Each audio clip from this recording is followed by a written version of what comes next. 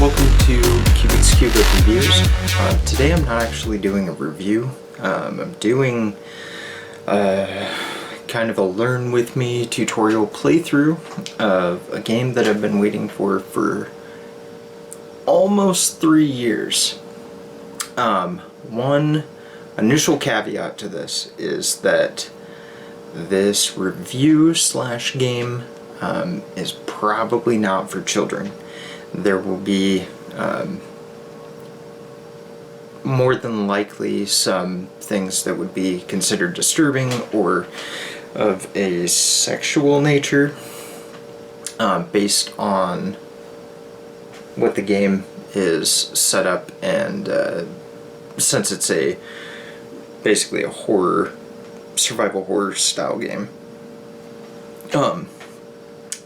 So I just want to let you know. Also, because of that, and because I'm going to be doing a playthrough and not carefully editing, I'm probably also going to be kind of my natural self, so I may be swearing and doing stuff like that. So I apologize if that offends you. If it does, probably don't want to watch it, because like I said, the content of the game will probably offend you as well. So just as a initial warning, be careful when checking out this review. But check this out. Alright, so this is the lid. I've got the other stuff. It's huge. So here is the lid for Kingdom Death Monster. So you can see that black on black there. I can't even fit this on the frame and still see. That is the Watcher, I believe, on there. And then on the sides, let's see if I can get some light on it. And you can probably see, there we go. So, Kingdom Death Monster. Like I said, I'm not going to do a huge review, things of that nature just now. This is going to be just an initial gameplay. I know there's a lot of people out there that, number one, back the game, haven't gotten it yet, and do want spoilers, which, by the way, huge spoiler alert. And there's a lot of people who have been very interested in picking up the game, have, watched as us backers have dealt with all of the pushbacks and the other things over the last 3 years, and honestly, I have not played this game at all. And one of the reasons that I wanted to do it like this is because of the way that the book was set up. It literally brings you straight into, hey, assemble these miniatures, put these cards, put together this stuff, name your stuff, and then go. And just kind of read along and learn as you play. So this is going to be a little bit slower, so you can skip ahead, things like that, if you don't want to watch the whole thing, because this may be a bit on the long side. But for someone who wants to kind of learn along with me, or see kind of how a learning process would be with a group of friends that come over, you throw this out here. The cool thing is that it's got this prologue to ease new players into the game, as much as what I've heard easing is in this game, which is possibly TPK, total party kill. But hopefully this will be a good learning experience for everyone, and it will show people at least the initial part of the game. And then I do plan on, if I have time tonight, doing a settlement phase and at least a hunt phase, trying to get that out there. And then I'm also, one of my buddies is supposed to be coming over tomorrow. He also backed the game, and together between both of us, we got everything except for the pinups. I know that was a huge contention with some people. I didn't really care about the pinups. Models are cool, all of that, but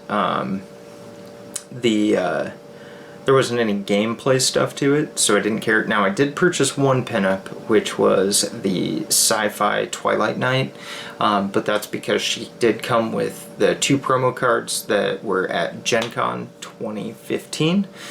So I wanted those. Now, I'm actually not going to be using them because it's supposedly makes the game a little bit easier. So I just want this to be a core base experience for people who, like I said, either want to see it, don't have those cards, and or are interested in purchasing the game, picking up later when, which I believe you can still order it. Last I checked, it was still under the pre-order thing for $275. I don't know how long that will stay up there, but the MSRP of this game is supposed to be $400. So we'll see if it's any good. I honestly don't know. And kind of go from there. Now, another thing that, before I get into it, that I do want to talk about is miniature assembly. This is it's a miniatures game. Now, obviously, you can just throw bases out, use other things, whatever, but kind of the key point of this is the amazing miniatures that came with the game. And I will warn you, it will take a little bit. So if you're wanting to use this right out of the box, like you're planning on having a game night and you haven't even opened it yet, and you're going to open it up, there's a lot of stuff that you either need to put together or separate out. So I would warn you against doing that. It will take you a bit. It took me, and I mean, I'm not the best miniature assembler. I don't do it constantly, but I have done it, and especially I've done it a lot in the past playing Warhammer 40k, War Machine, so I do have experience with both painting and assembling miniatures. I haven't done it since Shadows of Brimstone, which I got 6, 7, 8 months ago, something like that. So this was something that I hadn't done in a little bit, so it took me a little while, but two things I would recommend. Number one, some form of modeling glue. Good old Plasti Zap here. It's meant specifically for plastic, plastic models. That, and number two, because of the size of the pieces, it's over here. Because of the size of the pieces, some of them are extremely small. Something like this, it's called Zip Kicker. It accelerates the cure time of the modeling glue, so you don't have to hold the piece there for 10-15 minutes. As you can see here, this is one of the initial survivors. And I didn't even do that great of a job, but it's okay. Let's see if I can get it to focus off of my face on this. So right here, this stone shard that he's holding in his hand, right above the wrist, where his fingers connect and the stone, that's actually where it connects. So imagine, you can see the size of my fingers in comparison, holding on to that and trying to glue it to there, and without something like an accelerant, you're trying to hold that for 10 to 15 minutes before it dries. You're not going to enjoy yourself. So there are a lot of little things like that which can be a negative, especially if you have no modeling experience. This is going to be a huge pain in your ass. But again, if you look at that, I mean, get it off of me here. The detail in these is just amazing. I mean, it's crazy. And I actually left a little piece of flash on my white lion here because it kind of looked like he had another gangly tooth, which I kind of liked, so I left that on there. But I mean, the detail in these is just amazing, and honestly, like, I didn't do any cleanup, and you can see like a little bit of the gap here, but a lot of this stuff just, I mean, it just comes together so well. Like on the back here, there's like, this is two halves that are put together, and you can't, like, once that's painted up, you wouldn't even be able to tell that that line's there. A little bit of a gap there, and there's a little bit more on the tail there, and on the ball sack and wang. There's a little bit of split, but I mean, honestly, this wouldn't even take that much of like green stuff or putty to fill in holes. So I mean, it's these models are awesome. I mean, I didn't have to clean. I only had to clean one mold line where there was actually a bit of like flash. There are mold lines present, but again, they're very, very small, and only one that I saw after putting together the 4 initial survivors and the white lion, only one mold line actually had like an additional piece of flash on it. And if anyone who's a miniatures person is used to GW or Privateer Press kit knows that you're cleaning flash. I mean, it's gonna happen. You've got sometimes some pretty gnarly mold lines that you've either got to file or cut down, or you just don't give a shit and you're just gonna paint it up, throw it out on the board, which, depending on it, I usually didn't care. I'm not that anal about it, because I'm not that great of a painter. So if I have a little bit of a mold line, it's not gonna kill me. But anyway, so I wanted to get that out of the way. This will take you a little bit to pick up. Obviously, you can use stand-ins, whatever, but if you want kind of that experience that I'm assuming everyone kind of wants from this game, just make sure that you spend a little bit of time picking it up, or if people are coming over and they're wanting to help you with it, that they understand that it's going to take a little bit to set up. So anyway, I'm going to kind of move the camera back, focus it on the board, and then we will get started. So I'll see you in a bit.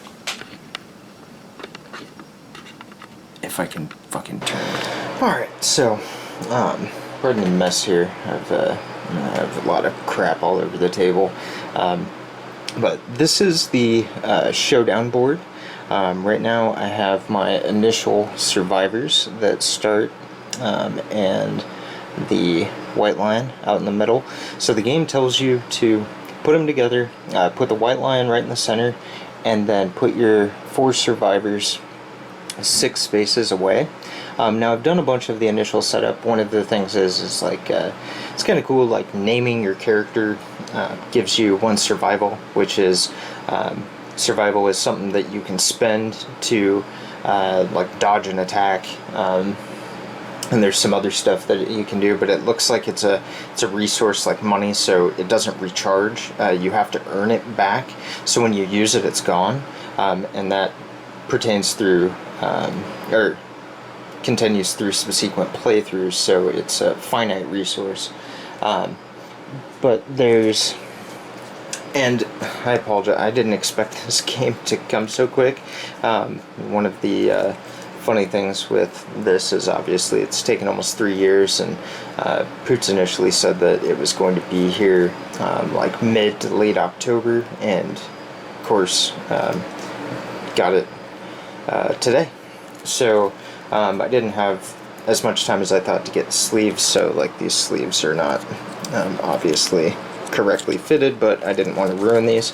But just to kind of show you again, just the art on the backs of these things, just cards are just gorgeous. The whole thing is just amazing looking. So anyway, we've got all of the survivors set out, and names and stuff like that. When you name them, you'll, like I said, you get the survival, you put it on the sheets, and then you will move. My wife just scared the shit out of me. So anyway, like I said, I'm going to be kind of going through and trying to learn the game. So there's a hit location deck. Oh, I should show you that. Off to the side here, there is the monster like control panel. Now the one thing that I'm not going to be using, that's this over here, is one of these tokens, the monster controller, which I guess you use when you're playing multiplayer to kind of choose actions. But it's this thing here, so it says if a player targets their survivor, they gain +1 insanity. So I'm assuming that means that if you have a choice between 2 or 3 characters, you choose your own, you get insanity, which from what I can tell, insanity is actually a good, kind of a good thing in this game. From the little bit that I've read, it protects your brain from the horrors and different things like that. But when you play solo, I guess you don't get this. Which kind of makes sense because you can't target you're always targeting one of your characters, so yeah, it wouldn't make a whole lot of sense.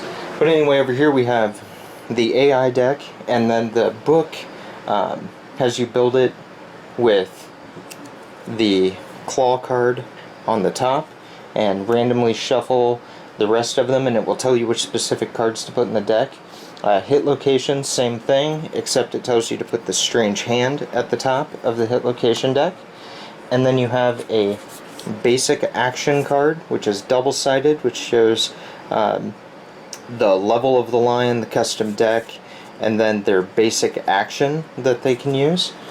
Now, one thing, that card, I almost missed it. It's actually in the set of cards that has the weapon specialization. So on mine it showed like the whip specialization at the top. It's in that deck if you have a hard time finding it. And then so you'll kind of read along and figure out the creation of your characters.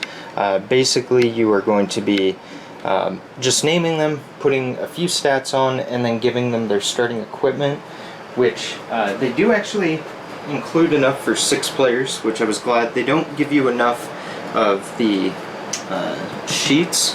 I don't know if you can see this from where I'm at, but they do give you enough of the starting equipment cards to have 5 and 6 players, which is right here. So your starting weapon, which is the founding stone, and cloth armor, which gives you 1 armor for your waist, and then honestly, I haven't even read far enough to know exactly what that is, but I'm sure that's its combat. And then you can throw the stone, but if you throw it, it does a crit, but then it's gone forever. So you want to be careful with that. Now you do have a basic action called Fist and Tooth, so you can still fight without a weapon, bare hands and biting. So you're not completely out if you do throw it, but said you do lose that item, and I'm not sure how you would get it back. Okay, so according to this, it says Showdown proceeds in rounds. White Lion takes its turn, the survivors take a turn consisting of 1 act per survivor. It's considered 1 full round. Select the monster controller. I don't have that.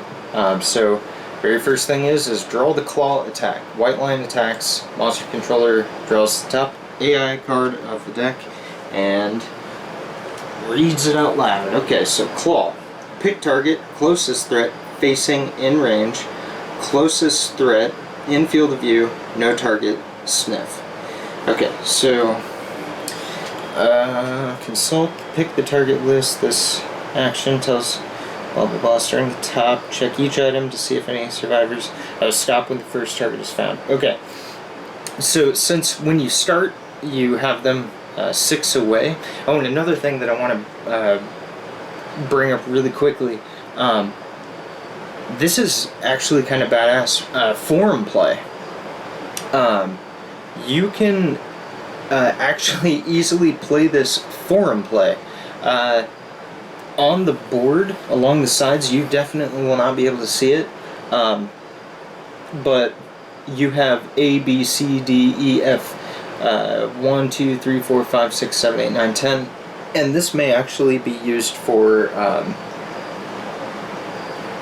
you know, specific things like, hey, put this piece of terrain, because there's terrain things and whatnot, in a specific square, but that would also help. Oh, hey, I'm going to move to B4, you know, in form, so it makes it a lot. It would make it a lot easier for people to play online with just typing in their stuff and having a over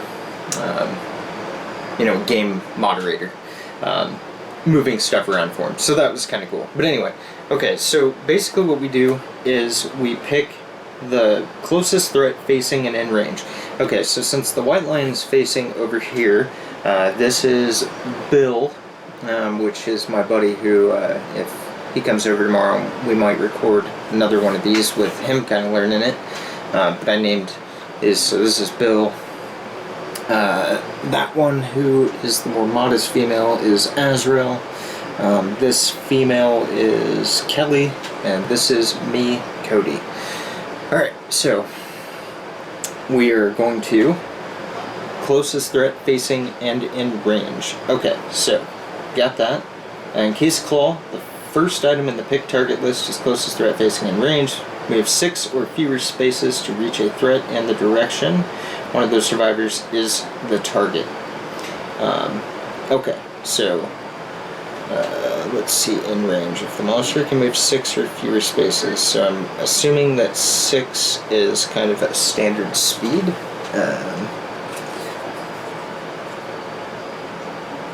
Oh, okay. So right here, it doesn't really explain it right there, but if you see on the white line card,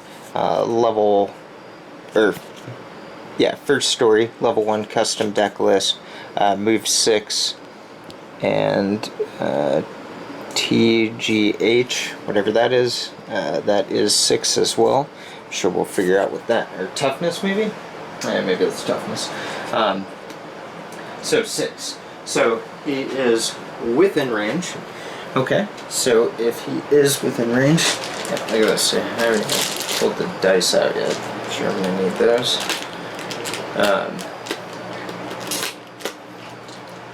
So we will. Alright, no other targeting directives, blah blah blah, but it's fine because it's within 6. Okay, so we move to the next section of the card. Move and attack. Move the white line towards its target up to its current movement, which is 6. Okay, so we would have it move 1, 2, 3, 4, 5. So it only has to move 5 to get there, and then it will attack. So it should move by the most direct route possible, one adjacent non-diagonal space at a time. It must be adjacent to the survivor to attack. Alright, so once it's adjacent, follow the attack profile on the AI card and make an attack based on speed, accuracy, and damage listed there. Alright, so speed is 2, accuracy is 2+, and damage is 1. Speed determines the number of attack rolls, so we roll 2d10 to attack. Accuracy is the number an attack roll must meet or exceed to hit the target. Claw has 2 accuracies, so determine hits by checking how many roll results are 2 or over. Wow, that is horrible. Okay, if there are no hits, doubt that. Monster misses, and it proceeds to the next action on the card. If there are none, the card is discarded. Okay, so let's do this. Oh yeah, that's 2 7s. Alright, so that is a double hit. Alright, if there are any hits in the attack, the target suffers damage equal listed on the attack profile. So 1 damage apiece. Damage injures survivors, reducing armor, then causing injuries. Okay, so we roll the hit location die once for every hit to determine what hit locations are damaged. All hit location dice must be rolled before continuing. Alright, so we've got 2. Target chooses what order to apply damage to a hit location, and if they will use survival to dodge a hit. Apply damage, blah blah blah. Claw attack, 1 damage, 1, resolve according to this, and claw hits, reducing. Okay, injury levels. Kinda wanted to see the dodge, because 2 hits seems bad, but I don't see where the dodge thing is. So this is the kind of stuff where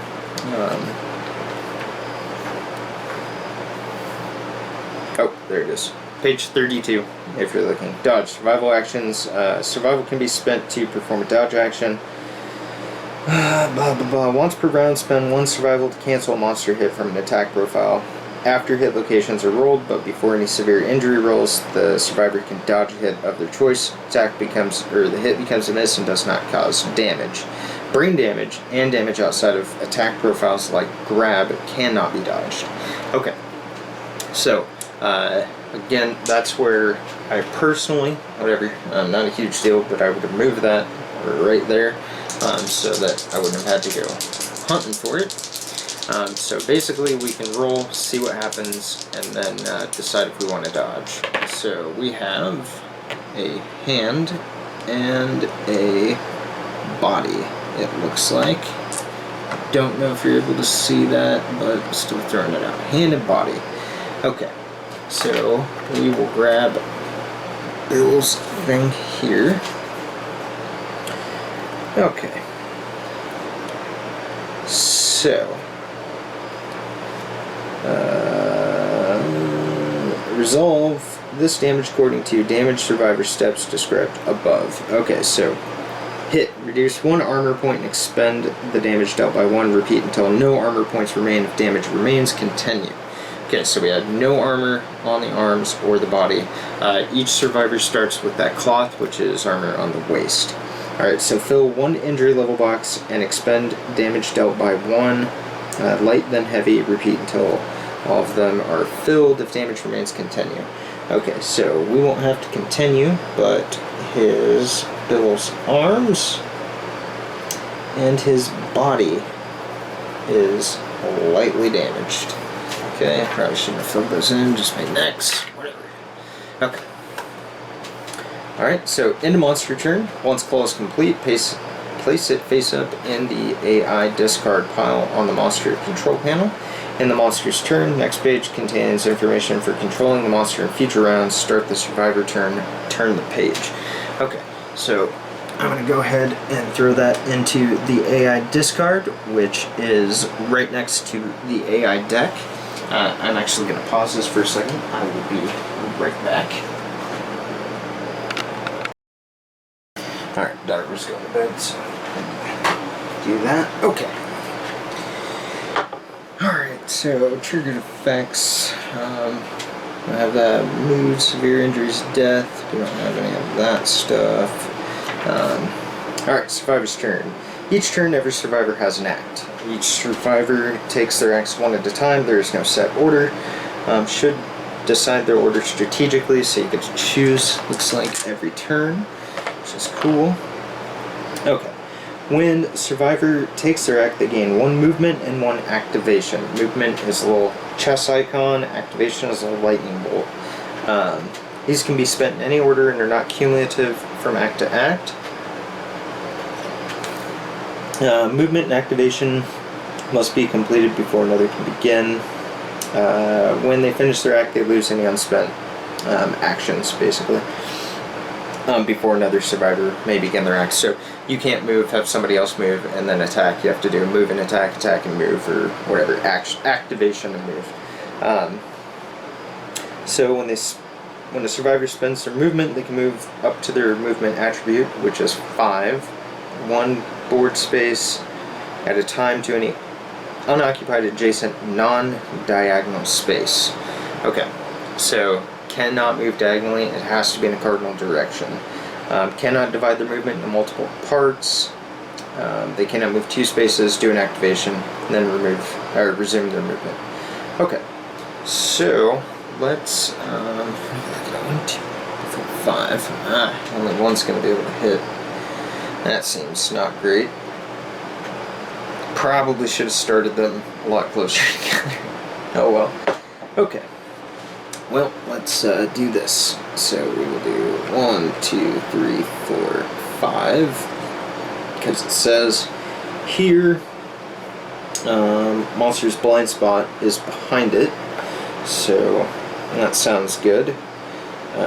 Each weapon has 3 attack attributes: speed, accuracy, and strength. Okay, I know what speed and accuracy are. We'll figure out strength. So speed determines the number of attack rolls. So we have for this founding stone Bill is going to hit with. We have the top number is 2 for speed, so I have 2.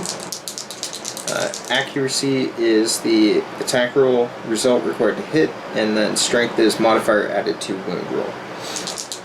Okay, so we need to roll 2d10. Count the number of hits, so I have to roll a 7 or better to hit. That's, again, seems super fair. He's 2 or better, we're 7 or better. Fail and fail. Okay, that's not great. So no hits. So count the number of hits. Draw 1 hit location for each card. We didn't get to do any of that. So they will react to attacks possibly. Yep, we're not doing that. Okay, so I'm going to have Kelly move 1, 2, 3, 4, 5. Spend an action to sling the stone from anywhere on the board. Archive this card for 1 automatic hit that inflicts a critical wound. You know what, just to see, it's probably a terrible idea, but just to see, we're going to go ahead and do that. Okay, so here is this starting gear card. Kelly is throwing it, so it is gone. Okay, so automatic hit that inflicts a critical wound. So when we do that, we draw a hit location. So we'll draw from the hit location deck, the one that says HL. On here we have Strange Hand. Attempt to wound it. Strength determines if it can, which it definitely can, because it's a critical. Okay, so when it critically wounds, you cancel the reaction on this card, which is the little R symbol. You hack off the monster's hand. Spend 1 survival to treasure this moment and gain +1 permanent strength.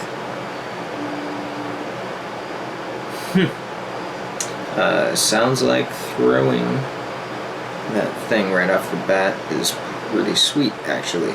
Okay, so, you know what? Let's do that. She might die, especially because she doesn't have a weapon now. But, this is... We'll go ahead and do that. Okay, so... Hit location has a critical effect in the attack. So normally if you roll a Lantern 10, which is a little lantern thing, that's when you crit. And then you get special things and whatnot. So this caused an auto crit. So we will remove the survival and gain 1 permanent strength. Okay. So that means that when she hits with Fist and Tooth, she'll at least still get a bonus to her attack. Normally it's 0. It's 2 speed, 8 plus accuracy, but 0 strength, so at least get a +1 on that. Alright. So when it's wounded, remove the top card of the AI deck without looking at it. Place it in the wound stack space on the monster control panel. Okay, so wound stack. Alright, so it loses one of its AI cards. So that is now gone, which means that, from what I understand, you start kind of knowing what it's going to do, how it's going to attack, because its cards start dwindling. So you've already seen the claw and, you know, another attack, whatever, and if it's only got those 2 cards left, you know, it's just going to keep doing those 2 until you kill it, which is kind of cool. Alright, let's see, place blah blah blah.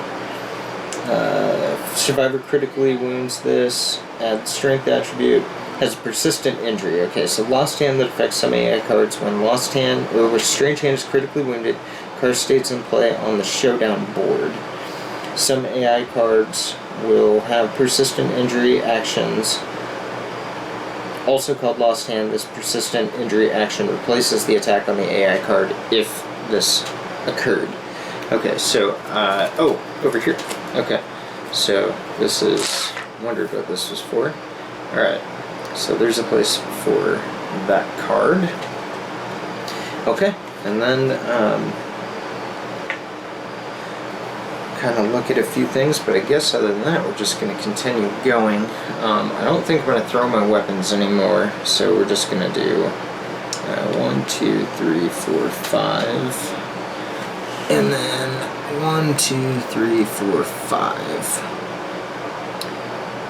Alright. So, no more throwing weapons. Alright, so finish the showdown. It's time to finish the battle between survivors and White Lion. Each round, continue past monster controller tile on the next player, draw a fresh AI card and see what happens. If it has no AI cards in its deck, but there are cards in discard, shuffle it to create a fresh AI deck.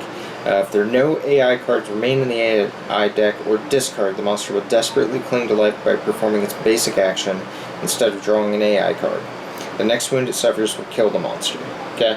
So when there are no cards in the AI deck and you wound it again, then it dies. Okay, so let's I need to grab a drink. I'm gonna pause it again for a second, but then we should be able to get back here and finish it all in one set. Alright. Alright, daughter's going to bed, so do that. Okay. Alright, so triggered effects. I have that mood, severe injuries, death. We don't have any of that stuff. Alright, survivor's turn. Each turn, every survivor has an act. Each survivor takes their acts one at a time. There is no set order. Should decide their order strategically, so you get to choose, looks like, every turn, which is cool. Okay. When survivor takes their act, they gain 1 movement and 1 activation. Movement is a little chess icon, activation is a little lightning bolt. These can be spent in any order and are not cumulative from act to act. Movement and activation must be completed before another can begin. When they finish their act, they lose any unspent actions, basically, before another survivor may begin their act. So you can't move, have somebody else move, and then attack. You have to do a move and attack, attack and move, or whatever, activation and move.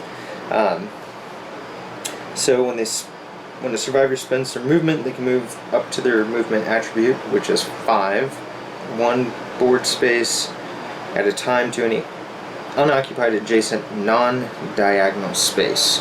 Okay, so cannot move diagonally, it has to be in a cardinal direction.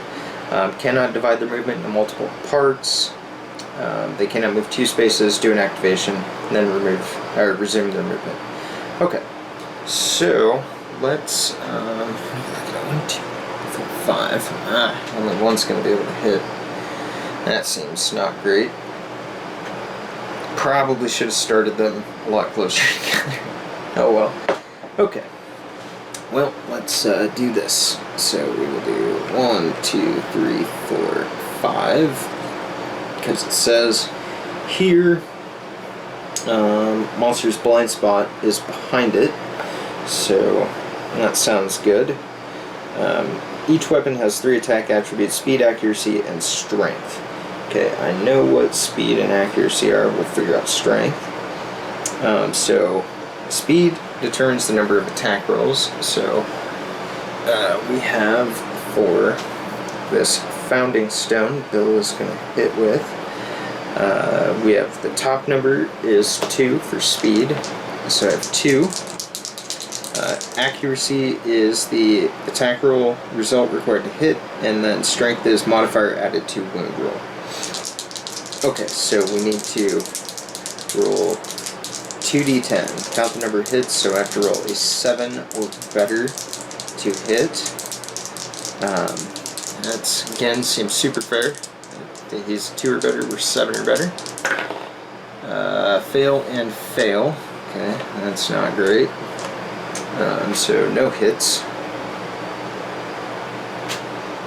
So count the number of hits. Draw one hit location for each card.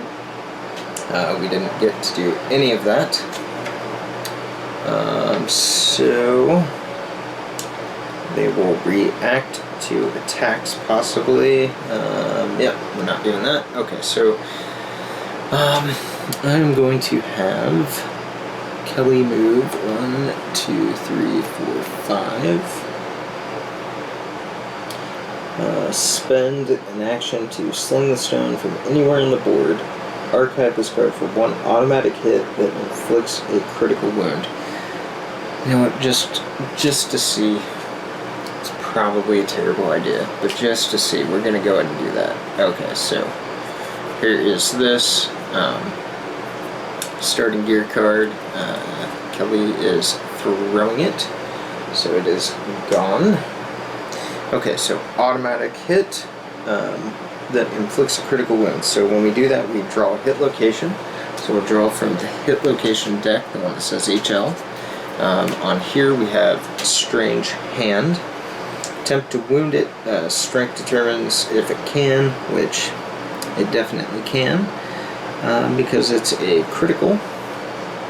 Okay. So when it critically wounds, you cancel the reaction on this card, which is the little R symbol. You hack off the monster's hand, spend 1 survival to treasure this moment, and gain +1 permanent strength.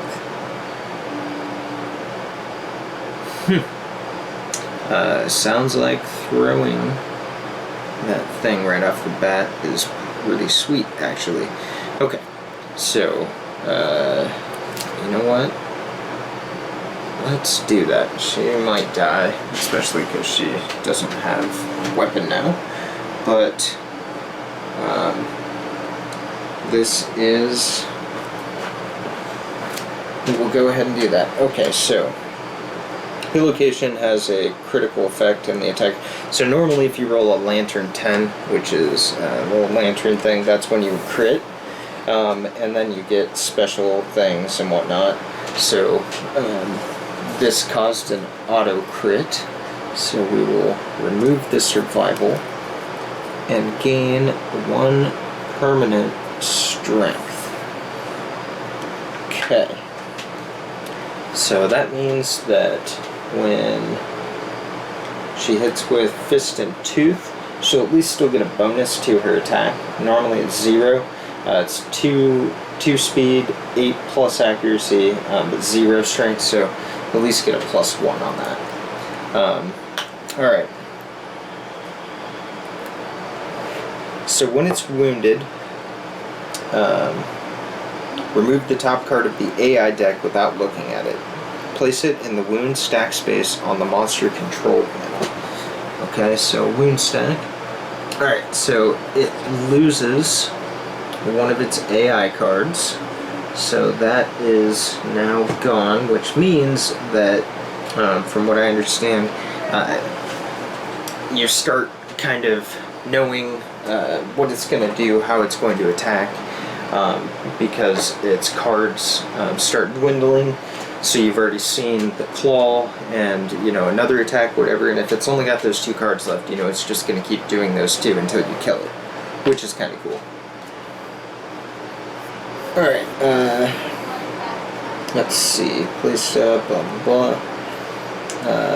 Survivor critically wounds this, add strength attribute, has a persistent injury. Okay, so Lost Hand that affects some AI cards. When Lost Hand or Strange Hand is critically wounded, card stays in play on the Showdown board. Some AI cards will have persistent injury actions. Also called Lost Hand, this persistent injury action replaces the attack on the AI card if this occurred. Okay, so, oh, over here. Okay, so this is, wondered what this was for. Alright, so there's a place for that card. Okay, and then, kind of look at a few things, but I guess other than that, we're just going to continue going. I don't think I'm going to throw my weapons anymore, so we're just going to do 1, 2, 3, 4, 5. And then 1, 2, 3, 4, 5. Alright. So, no more throwing weapons. Alright, so finish the showdown. It's time to finish the battle between survivors and White Lion. Each round, continue past monster controller tiled on the next player. Draw a fresh AI card and see what happens. If it has no AI cards in its deck, but there are cards in discard, shuffle it to create a fresh AI deck. If there are no AI cards remain in the AI deck or discard, the monster will desperately cling to life by performing its basic action instead of drawing an AI card. The next wound it suffers will kill the monster. Okay? So when there are no cards in the AI deck and you wound it again, then it dies. Okay, so let's I need to grab a drink. I'm going to pause it again for a second, but then we should be able to get back here and finish it all in one set. Alright, back. Okay, so, by the way, sorry if I get quieter or louder. It's because I'm kind of moving back and forth on this board. It's massive, as you can tell. There's my hand on this thing, so... Alright, so the very first thing that we're going to do is start of a new round. We're going to draw the AI card. So we have Terrifying Roar. Another thing up here, this shows what type of action it is. Got to remember not to, or put that back in discard. But this is a basic action, and then there's advanced actions, and then legendary, I think. Now in the prologue one you don't have any legendary, but you do have some advanced actions. So it's going to pick a target, all non-deaf survivors. Okay, so that's everybody. Intimidate all targets. Roll 1d10 per target. If the result is 2 or better and is higher than the target's courage, target suffers 1 brain damage per monster level and knockback 6. And then perform basic action. Okay, that's if they were all deaf. We would do this one. Okay, so we will intimidate all targets. This seems awful. Okay, so we will do. What is this one? I don't know why there's that one. Okay. Knockback. Straight line away from the monster. Ends up over, knocked down. Straight line passes over. Make the knockback survivor. Board edge. Stop. That's hurling. It's brain damage. Okay, so brain damage can't be dodged either. And then our courage is.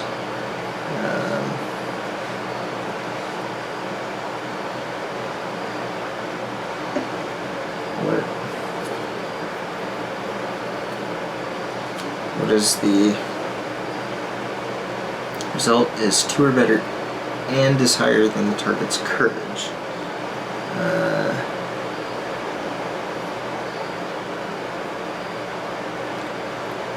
Now it looks like none.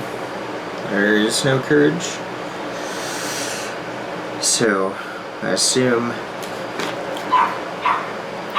that that is what it is. Okay, so we're going to start here. So 8, that is a hit, so Bill takes a brain damage.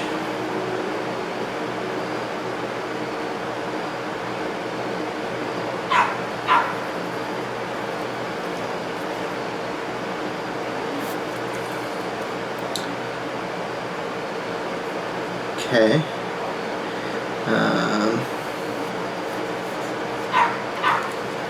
And then that, I think, just like anything, it's just light, damaged. Okay, heavy injury, it's knocked down. Brain trauma. Okay, if survivor's brain has no remaining insanity, brain injury levels filled, further damage to the brain causes brain trauma. Okay, so nothing yet. Alright, but he moves back 6. 1, 2, 3, 4, 5, 6. knock back to there. 2, 3, 4, 5. Of course, enough that it's not going to be able to get back to the line on this turn. Okay. So Bill's been hit. Cody. 1. Sweet. No effect. Okay. Kelly over here. 1. Awesome. And Azrael. 6. That's it. Alright, so 1, 2, 3, 4. Okay, when you hit the edge, you just stop moving. And here, Survivor encounters board edge, stop, and end knockback. Okay, but Azrael will take a brain damage. Okay. So that is it. Terrifying Roar goes into discard, and then it is the Survivor's turn again. Okay, so I'm gonna go 1, 2, 3, 4, 5. What is this crap about the blind side? Does the blind side actually matter?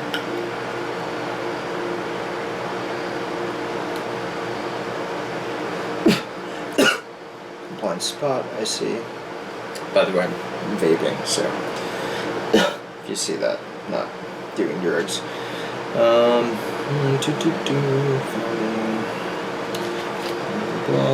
Fighting. Fisted Tooth Trap. I don't see anything. I mean, I guess maybe it's just with the blind side, like it doesn't target people that are in the blind spot if it can't see them. So, yeah, whatever. Okay. So, see a huge benefit to being there for right now, so we'll just go 1, 2, 3, 4, 5. Move Cody here and have him attack. He does still have his stone. Roll 2, we need 7 or better to hit. 1 hit. Okay, so draw 1 hit location for each hit. Okay, so we have Clever Ploy Trap. Oh, that sounds awful. Great. Trap. When a trap is drawn, the white lion lures the attacker and attacks it instead. If any drawn hit location cards are trapped, order them first. Cancel any subsequent hits, discard all hit locations drawn, and end your attack. Sweet. Trap cards doom at least the attacker. Survivor who is doomed cannot spend survival until the card is completed. After a trap is performed, reshuffle the monster's hit location deck. Okay. So Clever Ploy. The attacker is caught in the White Lion's ruse and is savagely mauled. Doomed. Perform basic action. Target the attacker. Okay, well, basic action doesn't sound as horrible, I guess. Basic action for that is close to survival and field of view, speed 2, 2 or better, damage 1. And of course 2 hits. Cannot dodge these. Hand and chest. Alright. Mark those, and then I will have to reshuffle their arms, I guess, and body. So, lightly wounded arms and body. And we have to reshuffle hit location deck. So that card is awesome. It gives the lion a chance to attack during your turn.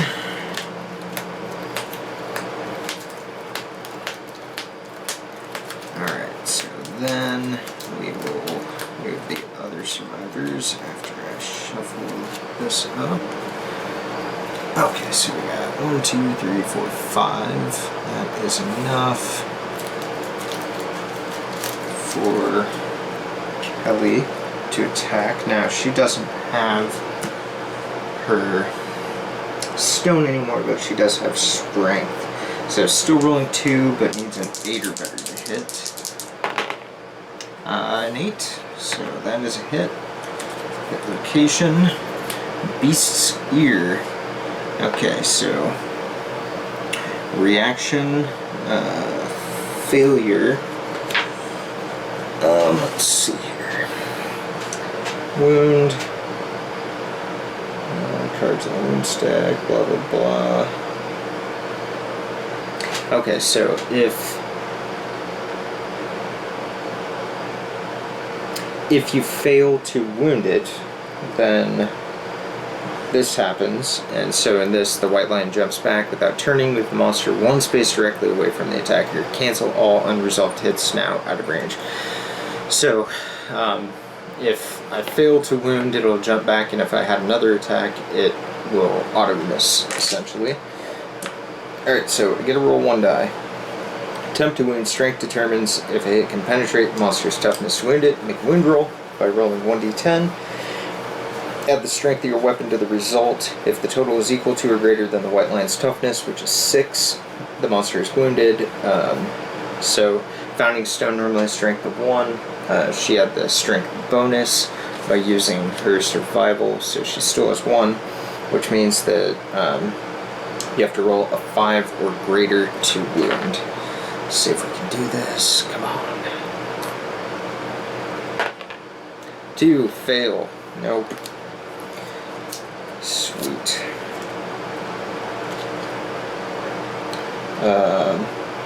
Oh, Fist and Tooth does cause a critical wound on 9 and 10s. So, that's something to think about. Alright, so let's jumps back. And then the hit location gets discarded. And then we have 1, 2, 3, 4, 5. Move Bill up here, and then 1, 2, 3, 4, 5. Move Azrael there. And then we will start a new turn, which means that the AI deck goes Chomp. Pick target, closest threat, facing, and in range. So it's going to move there and hit Kelly. Move and attack, speed of 1, so only 1 attack. That's not good. Accuracy 2 or better, damage of 1, but if it hits, it always hits the target's head location. That is a guaranteed headshot. This is just a basic attack, too. Alright. 7, that is a hit. Okay, so she takes a head wound. Okay. And this is a heavy injury, which means is knocked down. So, I'll do that. Knock it down. And then, I think, when you're knocked down, you just, when heavy injury level is filled, survival is knocked down, is no longer a threat. Lay the miniature on the side. If survivor is knocked down while performing an attack, their remaining unresolved hits are cancelled. Knockdown survivors cannot spend activation or movement or be knocked down again. They can spend survival to dodge, but stay knocked down. Knockdown survivors get up at the end of the next monster turn. So, yeah, she's going to be down this turn, so no activation this turn, and then the lion will attack again, do something else, then she'll be able to get up. Okay, so that was it for the Chomp. So that AI card goes. Alright, so good thing is it didn't move for once, and we didn't get knocked around, so we will be able to actually possibly make some headway. Alright, so Cody here is going to move 1, 2, 3, and take a shot with his Founding Stone. So 2 dice, 7 or better to hit. 8 and a 9, that's 2 hits. Alright, so we'll draw 2 locations. Please, God, don't be a trap card. Alright, got Beast's Tail and the Beast's Knee. Beast's Knees. Alright. So when we draw 2 hits, draw select what order to try to wound them in. Okay. So like this one, because I rolled a 9, if that would have been Kelly, who doesn't have a weapon, that would have actually critically wounded, which would have been cool. so, whew, that sounds awful. Okay, so I am going to try to do the beast's knee first, because otherwise it'll move on a reaction if I fail. So I may as well try to hit this one first. So I need to do 5 or better. 8. That is a wound. Okay, so when you wound, top card of the AI deck is gone. Alright, so we've wounded it twice now. That's it. Alright, so this is just throwing it back. Okay. And then the second hit on the beast's tail. 9 hit, sweet. So no reflex roll. I don't think. Monsters react. Some have reactions to survivor attacks occur after a wound attempt, and any successful wounds are removed. Wound reactions are triggered. Reflex reactions are always triggered after a wound attempt, regardless of it. So it's still gonna do it. Damn it. Okay. Alright, well, whatever. We got 2 wounds in there, though, so we now have 3 AI cards in the pile. Okay, full move monster forward in a straight line. Cancel all hits now at range. Any survivors passed over suffer grab. Grab is place target knocked down in front of the monster. Target suffers 1 damage per monster level. So it's a level 1. So it's going to move 1, 2, 3, 4, 5, 6, and it's going to grab these and knock them down. I wonder, can I dodge? Don't think I can dodge grab. Damage outside of attack profile. Yeah, the grab cannot be dodged. Great. Okay, so no dodge on that. And now it's farther away, and they both suffer 1 damage. Okay, so we'll roll Kelly's hit first. I'm trying to break these. Kelly is dead, I think. Son of a bitch. Okay, that was a head.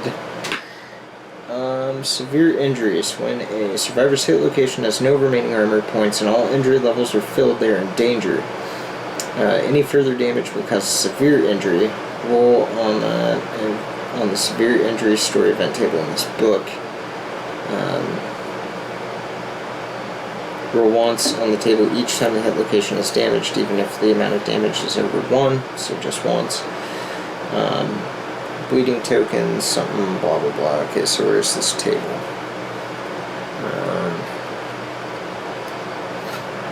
Severe injury.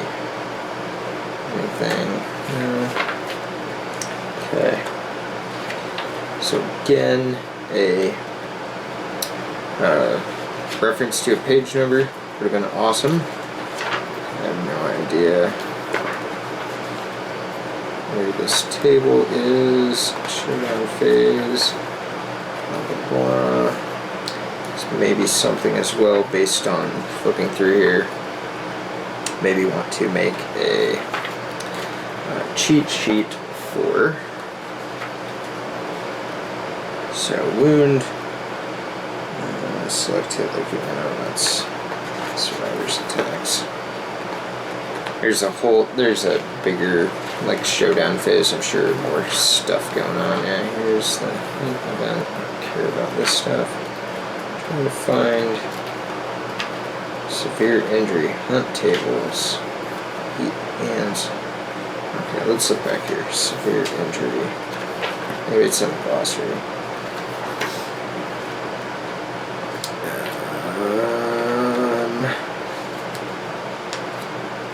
Severe location, severe injury table. Seriously, why is there no page? Sweet art, but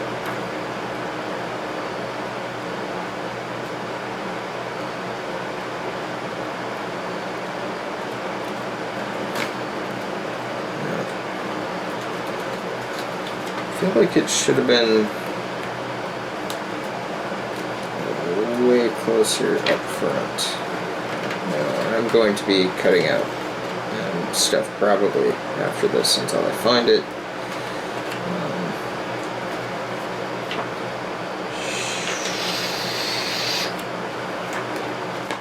Unless I find it quickly, which doesn't seem to be the case. Into events. Let's create brain trauma. Severe injuries, head. Okay. Roll. 10, 7. Blind, lose an eye, suffer -1 permanent accuracy. Okay, so that seems like no joke. Okay, she's strong, but missing an eye.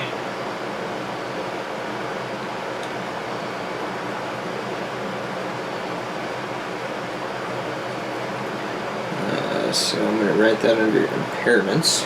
Okay. Injury is permanent and can be recorded twice. A survivor of 2 blind severe injuries suffers -4 permanent accuracy and retires. And then you gain a bleeding token. I'm not sure what that does yet. But I'm sure it's super sweet, like everything else. I guess at least she didn't die. I expected her to just be completely owned by that. Alright, so let's see. Hit. Let's go back, see if I can't find severe injury, bleeding, tokens. Anything about bleeding tokens?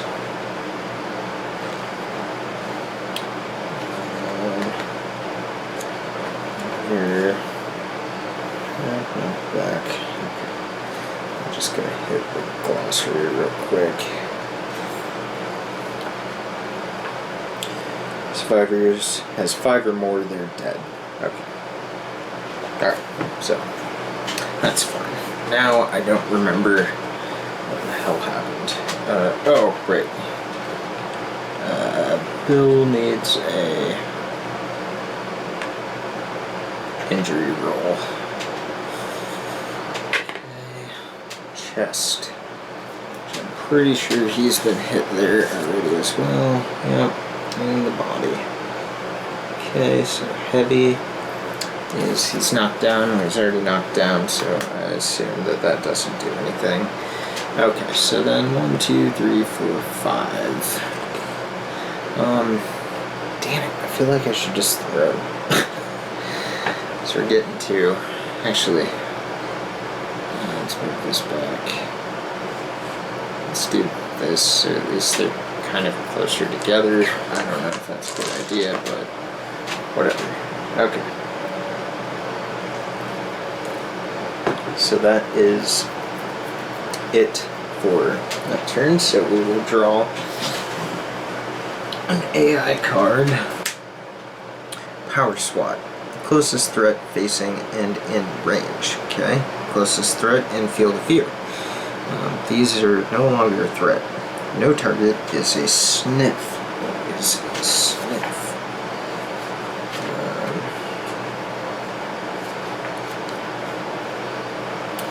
Let's see. Draw, claw, blah, blah, blah. Claw, another sniff.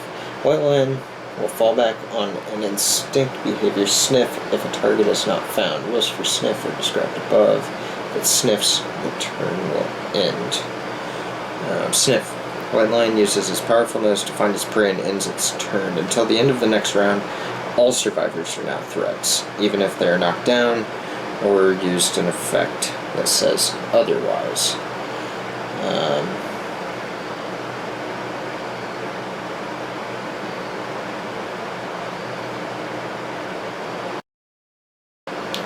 Master controller closest and blah blah blah. Sniff. Target. If the white line sniffs, its turn will end. Once target is selected, move to the next section of the AI card. Okay, so then it...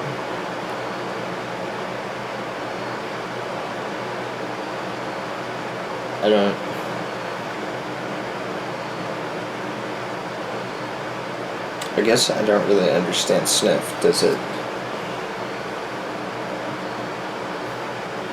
that mean it attacks them? Because it would be case of claw, pick target, closest threat facing in range. If not, check the next item, closest threat in field of view. Right. Sniff. Let's see this. Okay, right here. Instinct sniff. White line sniffs and ends its turn. Until the end of the next round, all survivors are now threats, despite any effects that say otherwise. Okay, so it just ends its turn and doesn't attack, so it's sniffed, which is actually kind of awesome, so I will take it. Alright, so that AI card goes away. We have 1 in the deck and 4 in the discard and 3 in the wound stack, so we're not even halfway on this guy. Alright, so they stayed knocked down until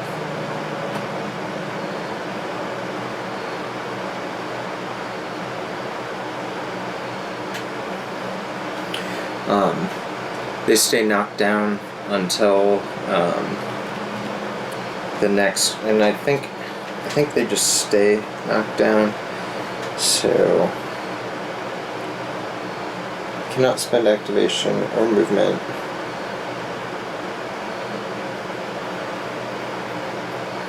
No, you know what, actually, because she wasn't a threat, she was already knocked down.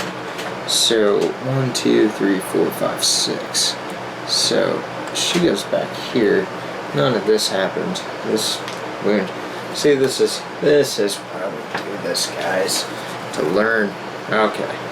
So, oh, she has the heavy injury, but she doesn't have the missing eye, which is, she'll probably die next year because of this. Okay, so, but he was injured this last turn. No, so he'll be able to get up. Get up at the end of the next monster turn, so they just get up. Sweet. I haven't glued these into the bases yet. I don't know why, but whatever. Okay. So that's it. Alright, so let's start. Let's do 1, 2, 3. Let's move Kelly in here. Because if she hits with a 9 or a 10, it's crit. So let's see what we can do. 2 8s, which, and Fist and Tooth is a hit. She doesn't have the -1 accuracy anymore because she did not lose an eye. So we draw 2 hit locations, Beast's Ribs and Beast's Triceps. Okay. So Beast's Ribs, on a reaction to a wound, attacker has 3 or better understanding. The sound of cracking ribs is encouraging. Attacker gains 1 survival. We don't have any understanding. Beast Tricep, if it's a fail, perform basic action, target the attacker, which means it's going to turn around and swing on her. So let's go for the Beast Ribs first. So she needs to roll 5 or better. 7, that is a hit. So another AI card gone, and then we will have to shuffle the discard here, because we have nothing for Beast Tricep. Okay, so we'll discard Beast Ribs and do Tricep. 8. That is a wound as well. That's awesome. So we'll take the top card of the deck I just shuffled. throw it away, and put the remaining 3 in the AI deck. So now it's starting to get down to where it's only going to do 3 actions every turn. Makes it a little bit more predictable. Of course, because we discard those cards face down when you put them in the wound stack, you don't quite know exactly what you're tossing. So there's a chance that you're tossing the cards that are less terrible. So there is always that. Okay, so let's see here. We have, okay, so she went 1, 2, 3, 4, 5. 2, 3, 4, 5, yeah. 5.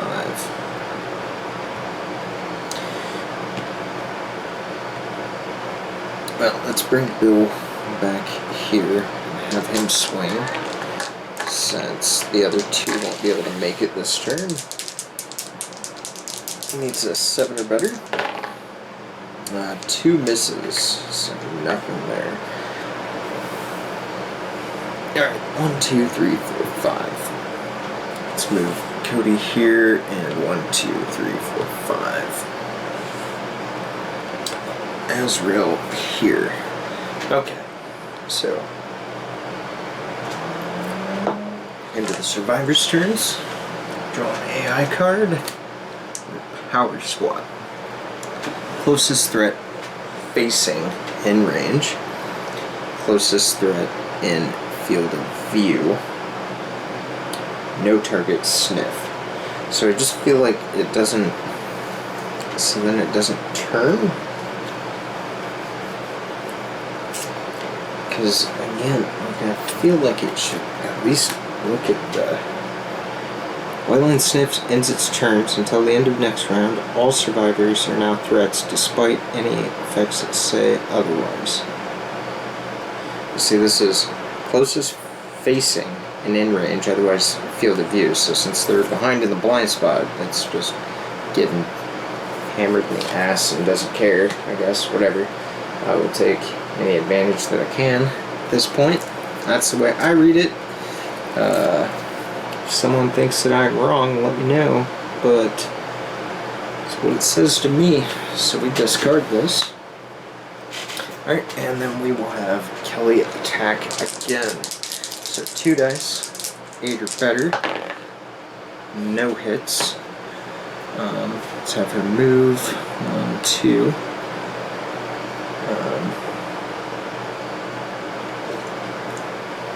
Let's let Azrael, who's done nothing this whole game, pretty much get in there. Have her attack. 1 and a 2. So continuing that nothing going on. Alright, so we'll have Bill swing. 9, so that's a hit. So we'll draw 1. Soft belly. Debilitating blow to the soft belly if he hits. Okay.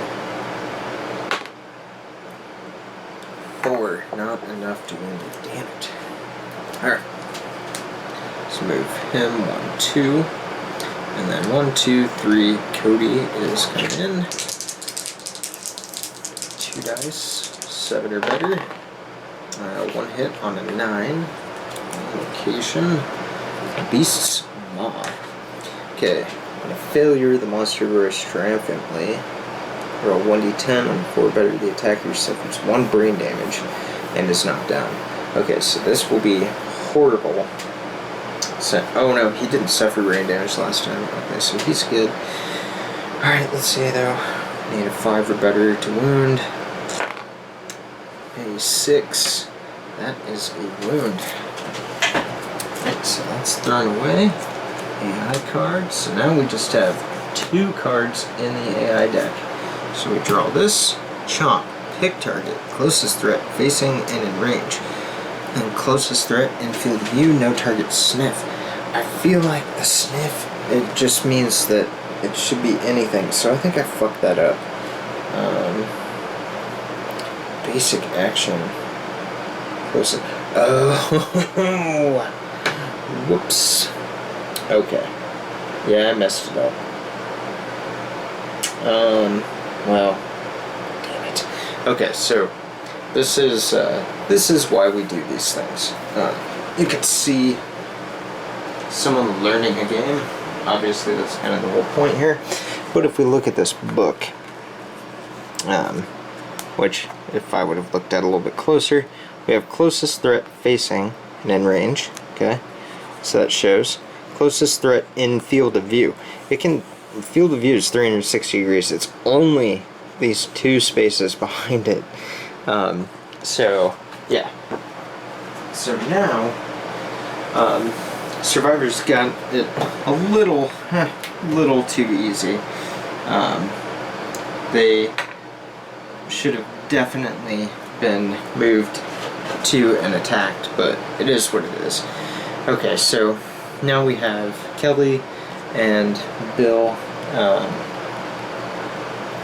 Man, Bill has been hit hard. I get to choose because I'm playing solo. It is a chomp. It's going to hit the head, right? And Kelly already has damage. Bill does not. So let's go ahead and do that. He's going to get knocked down, but it is what it is. So we will face the line this way. It only rolls one die, so we need a 1. That'd be sweet. Oh, and we did. We got a 1. Even though I cheated a little bit. Hey, learning games, that's how it works. Okay, so this is discarded. And then we have 2 AI cards. So I'm not going to bother shuffling. I'll just roll to see which one I pull when it goes on its next turn. If it gets one. Okay.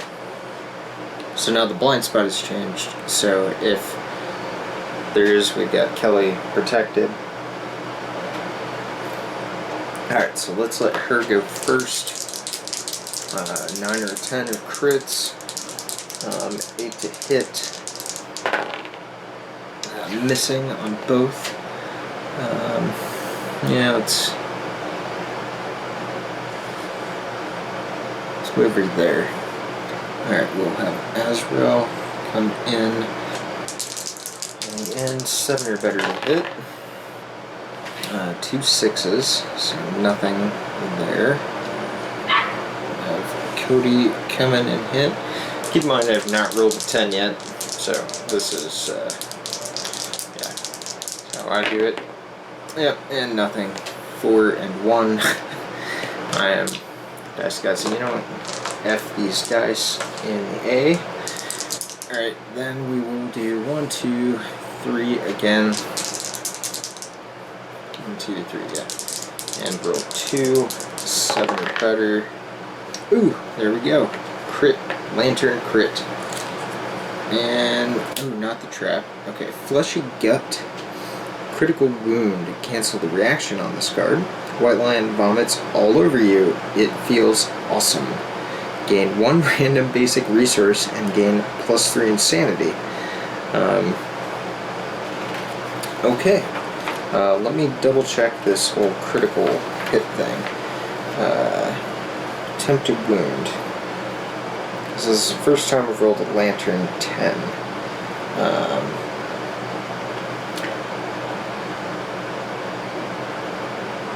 Oh no, that's a critical wound effect. Okay, so I still have to hit. 10 just means I hit. So I have to roll another lantern to be able to do a critical wound. Alright, damn it. Okay. 7. Still hit. Alright, so then we're gonna do 1 through 5 is the top card. Okay, top card gets discarded. Since shuffling 2 cards is pretty difficult. Alright, so another wound. So it can only take 2 wounds and it has 1 AI card now, which is Chomp. Closest target, so it's a head wound. Alright, so let's go back to Bill, who doesn't have a head wound. Okay, we won a 1, and we didn't get it. Okay, so that is a head wound on Bill. So takes a head wound and gets knocked down.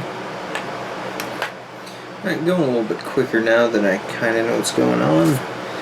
Alright, so we have one AI card in the deck. I'm just going to kind of leave it here. I know what it is.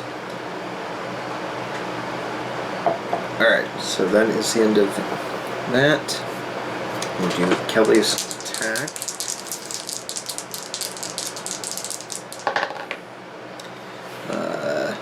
That is a crit hit.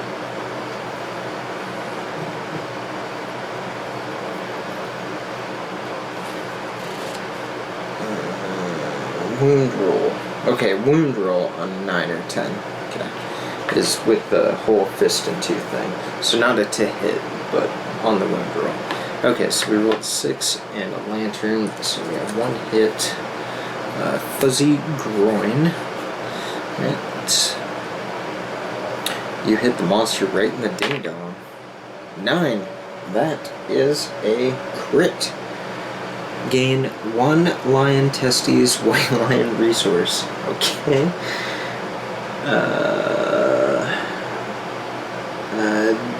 Down here, resource. Resource cards. So then you have these cards. Different stuff around. These yellow ones with the R on the back, and it will show the name. Have the name of it and kind of like a little picture, whatever it is. So I just got me some white lion testes. Sure, it's awesome. Okay. Again, so as I was stating earlier, not for children. Lion testes. Here, I'm gonna come over here, make sure. This card. Lion testes. Organ. Consumable. Right? There we go. And a hefty pair of nuts. I just got those. Kelly just crit and tore off the lion testes. And, you know, what better position, right, to be in than to do that. So now we have that. That was a critical wound. So you gain 1 lion testes, right? We got that. Then it's a persistent injury. Lost ding dong. Your attack destroys the white lion's healthy genitals. The monster is livid. The white lion gains +1 damage token. Okay, that sounds not great though. Alright. So I have to punch out one of these tokens. Alright, so it has +1 damage. Okay. The attacker permanently gains the priority target token. White lion will attack them until the attacker is dead or the white lion is dead.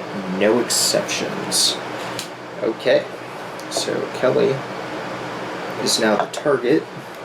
Good thing is that was its last AI card, so it only has basic actions, and that was the first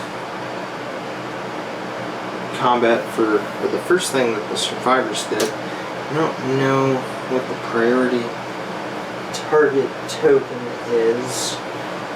It's probably this blue thing, but since I just punched this out, I'm just gonna do this thing. I think this is like insanity, but whatever. It's gonna go into Kelly. Alright, Bill is still knocked down. She just ripped off its nuts, so we'll go 1, 2, 3, 5. And then we'll move Azrael. 1, 2, 3. Take her shot. 7 and 7, so that's 2 hits with stone. Beast's paw and the glorious mane. Okay.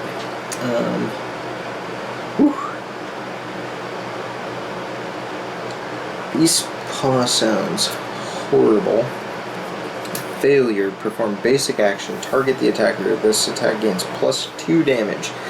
Plus it already has +1 damage because of the having its balls torn off.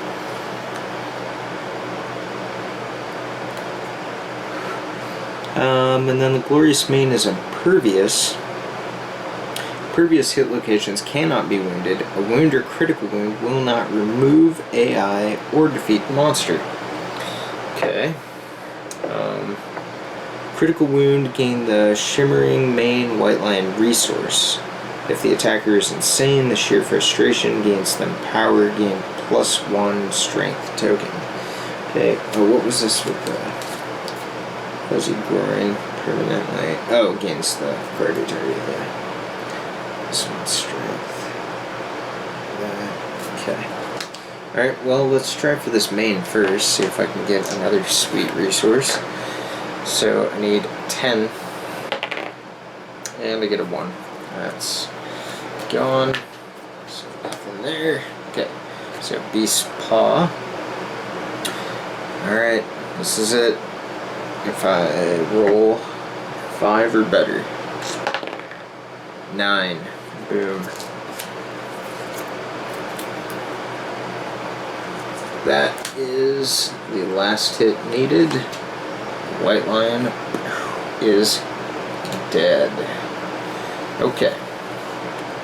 So I'm going to go through a little bit here, and then I'm going to pause it and go on. Okay, so let's see. Kill the monster. Okay. White Lion is killed when it is wounded and there are no AI cards, or discard pile to move to the wound stack. Monster has no AI cards on the deck or discard pile. Survivors must still inflict 1 more wound, which we did. Survivors prevail, and Aftermath. If the White Lion is killed, the remaining survivors are victorious. In the Aftermath, players should fill the first unfilled box in the Hunt XP section of the Survivor record sheet to reflect their first successful showdown. So we would take this sheet, and right at the top here we will mark that. So I will go through and mark those kind of off camera, and we will do this. Okay, so survivors are victorious. Collect your rewards.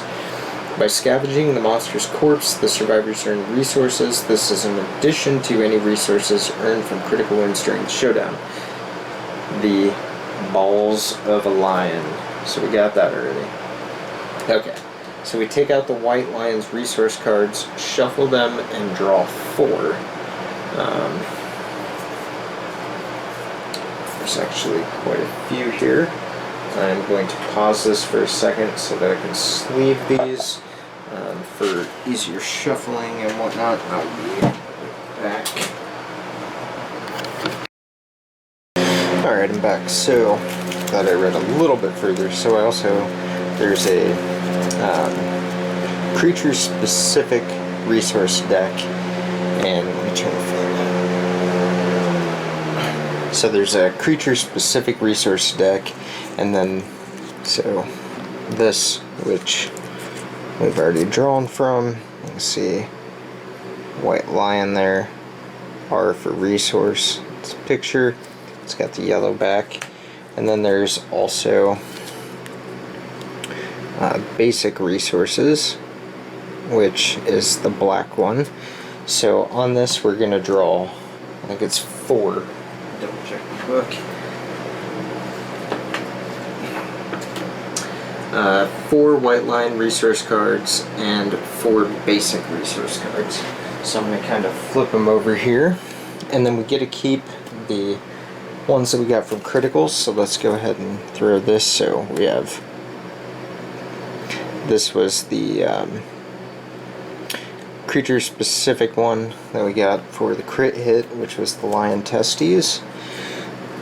We got great cat bones, and then I'm drawing the creature specific ones now, so we will get a total of 4. So we got a lion claw, 2, 3 golden whiskers, and 4 another lion claw. Okay, so we should have 1, 2, 3, 4, 5. Alright, so we have 5 of the specific to the creature. Now we will get 4 basic resources. So we got a monster organ. It does say if you consume this, because these were just kind of little flavor text, you know. Razor sharp retractable claw. Nothing special on that, but the monster organ says if you consume this, archive this card, roll 1d10 on a result of 6 or better, you contract a parasite. Archive all consumable gear in your gear grid now. That sounds horrible. I don't know why you would need to consume or whatnot, but that is an option. Okay, we got a monster hide. 2. Third is love juice. During the settlement phase, you may archive this to intimacy. Nominated survivors must be able to consume. And then the 4th is a monster bone. Alright. So, that is what we got. We got a total of 9 resources because of the crit, which we will then be able to use in this next phase, which is the settlement phase. And what I'm going to do is I'm going to kind of end this here with us gaining all this stuff. Actually, everyone survived. They're wounded. I'm sure we'll kind of figure out what happens with that. No one got any permanent injuries. Kelly is +1 strength, but she did lose her stone. So yeah, this video will just be the initial prologue, and then I plan on doing a settlement and then at least a hunt phase. Hopefully, if I have enough time tonight, I don't know, and try to get these up. Alright, well, that's the end of this video, and I will see you guys in a bit. Thanks for watching. Bye.